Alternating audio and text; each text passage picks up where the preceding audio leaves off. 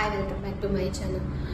Big బాస్లో ఈ మధ్యన పొలిటీషియన్స్ కూడా వస్తున్నారు. సో మనం చూసాము ఇప్పుడు బిగ్ బాస్ 9 సీజన్లో దువ్వాడ మాధురి ఎంట్రీ ఇచ్చింది. సో ఈమె ఎంట్రీతో హౌస్ మొత్తం గడగడలాడుతుందని చెప్పొచ్చు.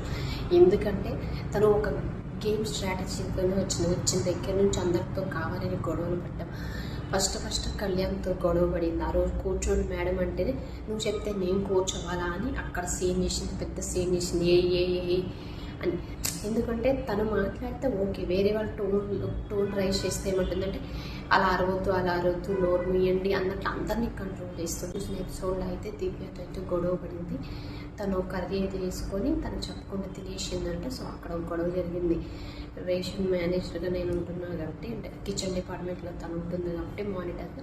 సో నాకు చెప్పే చేయాలి, కర్రీ అట్లా ఎవరి పోషన్ వాళ్ళకే ఉంటుంది, అట్లా వేసుకోవద్దు, మీరు నాకు చెప్పే వేసుకోండి అంటే లేదు నేను కొంచెమే తిన్నాను, ప్రతిదీ నీకు చెప్పి తినాలి, ఆయన నీతో మాట్లాడటం నాకు ఇష్టం లేదు, నీకు నాకు చెప్పడం నాకు ఇష్టం లేదు, కిచెన్ డిపార్ట్మెంట్లో నువ్వు నాకు ఉండటం ఇష్టం లేదని తనతో గొడవ వేసుకుంటే అక్కడ పెద్దగా గొడవ అవుతుంది.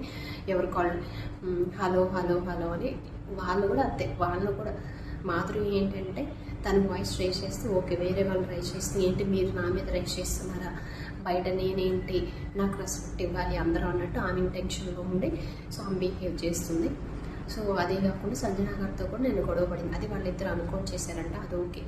కాకపోతే ఏంటి అంటే వచ్చిన దగ్గర నుంచి నేను ఒక ఫైర్ బ్రాండ్ని బయట నాకు చాలా ఇది ఉంది. పొలిటీషియన్ అయితే ఓకే, అది అక్కడ వరకు బిగ్ బాస్లో వచ్చాక అందరూ ఒకటే కదా.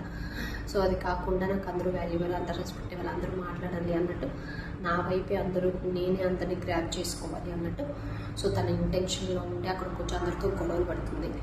సో ఓకే, తన కంటెంట్ కోసం చేస్తుందా, తను ఎలా బిగ్ బాస్ హౌస్లోకి వచ్చింది కాబట్టి అందరినీ తన అటెన్షన్ అంతా తన బయట తిప్పుకోవాలన్నట్టు బిహేవ్ చేస్తుందని నాకు అనిపించింది.